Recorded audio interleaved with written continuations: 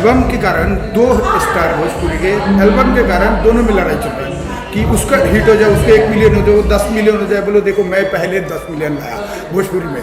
ये दोनों के अंदर टकराव चले, क्या कहने का आप एकदम बहुत सबके साथ काम कर चुके हैं आपको। पर ये इन दोनों की पर्सनल लड़ाई है, इसमें मैं क्या बोल सकती हूँ। मेरे से रिलेटेड कोई लड़ाई होगी मैं डेफिनेटली बोलूँगी, बट ये तो आपस में उन लोगों का क्या चल रहा है मुझे इतना आइडिया भी नहीं है, और मुझे नहीं लगता कि मुझे हर चीज़ में कमेंट देना चाहिए। आपके लिए सबसे अच्छा कौन है हीरो में?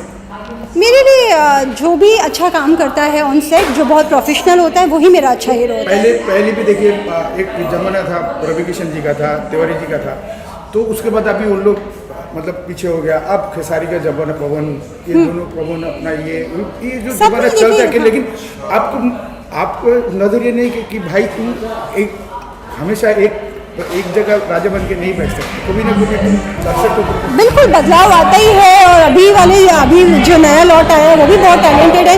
हर कलाकार में किसी में कुछ अच्छा है। खेसारी जी की कोई चीज़ अच्छी है, पवन जी की कोई चीज़ अच्छी है, बट समय बदलता है, नए लोग आते हैं, ये सबके साथ होता है, हम लोगों के साथ भी होता है।